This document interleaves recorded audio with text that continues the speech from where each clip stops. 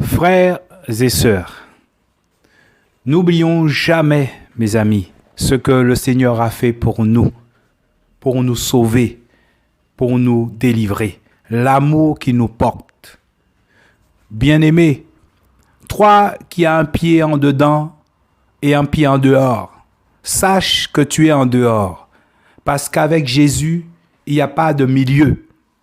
Soit tu es bouillant, ou soit tu es froid. Avec Jésus, il n'y a pas de tiède. Celui qui est au milieu, il ne sait pas encore. Non, tu es avec le mal, tu es avec Satan. Que le Seigneur nous aide à comprendre toutes ces choses. Béni soit ton saint nom, Papa. Prenons la parole dans 1 Samuel 15, verset 22. Samuel répondit, il répond à Saül. Saül qui avait désobéi au Seigneur. Le Seigneur Yahweh lui avait dit, quand il allait faire la guerre, de tuer tout le monde, de tuer tous les animaux. Sous la pression du peuple, il a pris des animaux et il a sacrifié au Seigneur et il n'a pas tué tout le monde. Alors Samuel répondit, disant, Yahweh prend-il plaisir aux holocaustes et aux sacrifices autant qu'à l'obéissance de sa voix? Le Seigneur nous enseigne que sa parole, sa voix est plus importante que tout sacrifice. Il dit, voici, l'obéissance vaut mieux que les sacrifices et l'observation de sa parole vaut mieux que la graisse des béliers. L'obéissance à sa parole vaut mieux que tout sacrifice. Mes amis, l'obéissance à sa parole. Le Seigneur nous enseigne qu'il n'y a rien de plus important que l'obéissance à sa parole. Quels que soient les sacrifices que tu peux faire, quels que soient, sache que si tu n'obéis pas à la parole, tu seras rejeté. Si tu n'obéis pas à la parole, tu démontres par là que tu n'aimes pas le Seigneur Jésus, Yehoshua. Parce que le Seigneur nous dit, celui qui m'aime, c'est celui qui garde ma parole. Voyez? Nous faisons beaucoup de choses pour Dieu. Et nous sommes même convaincus que ça vient de Dieu. Et ça peut même venir de Dieu. Et pourtant, dans Matthieu 7, à partir du verset 21, le Seigneur nous dit, ceux qui me disent Seigneur, Seigneur, n'entreront pas tous dans le royaume des cieux, mais celui qui fait la volonté de mon Père qui est dans les cieux. Plusieurs me diront en ce jour-là, Seigneur, Seigneur, n'avons-nous pas prophétisé en ton nom? N'avons-nous pas chassé les démons en ton nom? Et n'avons-nous pas fait beaucoup de miracles en ton nom? Alors je leur dirai ouvertement, je ne vous ai jamais connu. Retirez-vous de moi, vous qui commettez l'iniquité. L'iniquité, c'est la violation et la désobéissance de la parole de Dieu. C'est ça l'iniquité. Et le Seigneur dit dans 1 Jean 2, et nous savons que nous l'avons connu si nous gardons ses commandements. Connaître Dieu, c'est garder ses commandements. Aimer Dieu, c'est garder ses commandements. Même si le Seigneur agit puissamment en nous, mes amis, nous devons toujours garder ses commandements. Vous savez, quand le Seigneur agit en nous, on a l'orgueil qui était caché dans nos cœurs qui commence à monter. Voyez? Et c'est là qu'il faut faire attention.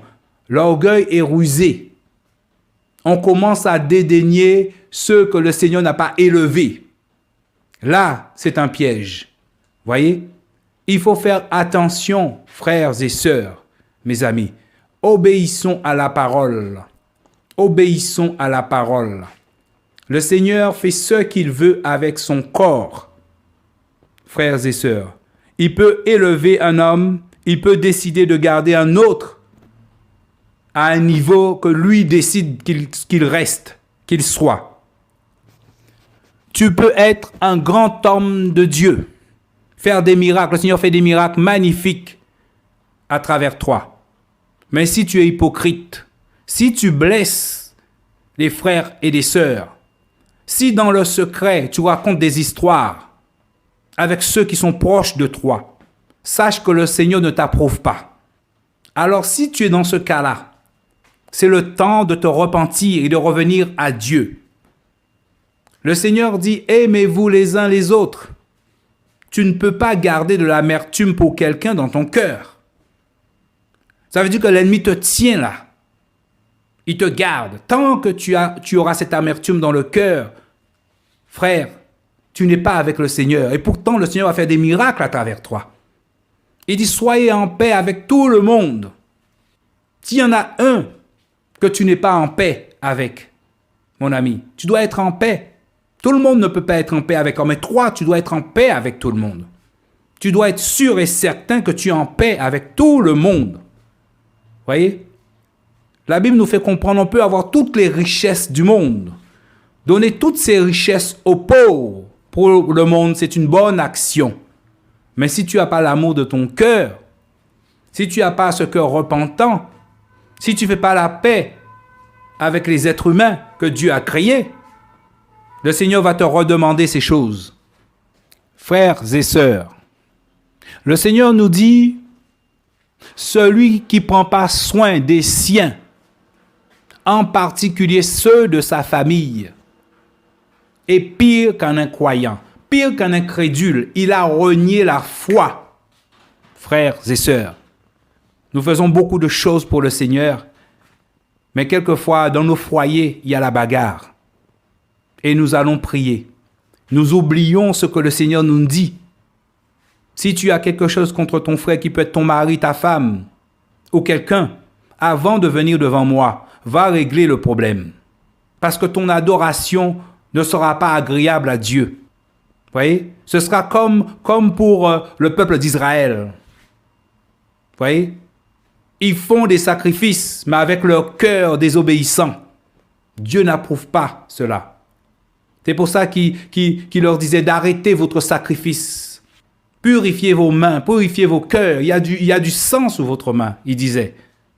Dieu approuve quand le cœur est pur.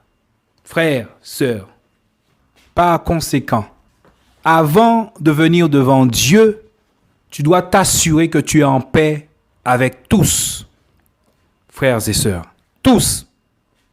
L'obéissance à la parole. L'obéissance à la parole vaut mieux que tous les sacrifices. D'ailleurs, la parole dit, c'est pas toi qui fais des choses pour Dieu, c'est pas nous qui faisons des choses pour Dieu, mais c'est Dieu qui agit en nous, frères et sœurs. Gardons cette pensée. Gardons la pensée, frères et sœurs, de toujours obéir à la parole. Comme Paul disait en Corinthiens, examinons-nous pour voir si nous sommes encore dans la foi. Si nous agissons conformément à la parole de Dieu, qui est Jésus, la parole. L'obéissance à la parole de Dieu, à la voix du Seigneur, vaut mieux que tout ce que tu pourras faire. Parce que quel que soit ce que tu feras, ce ne sera pas agréable au Seigneur si tu n'obéis pas à sa parole. Peu importe, mes amis, ce que disent les hommes, ce que diront les êtres humains. Le plus important, c'est d'obéir à la parole de Dieu. Non par notre propre force, non. C'est Dieu qui nous donne la force d'obéir à sa parole. Mettons la parole du Seigneur en pratique.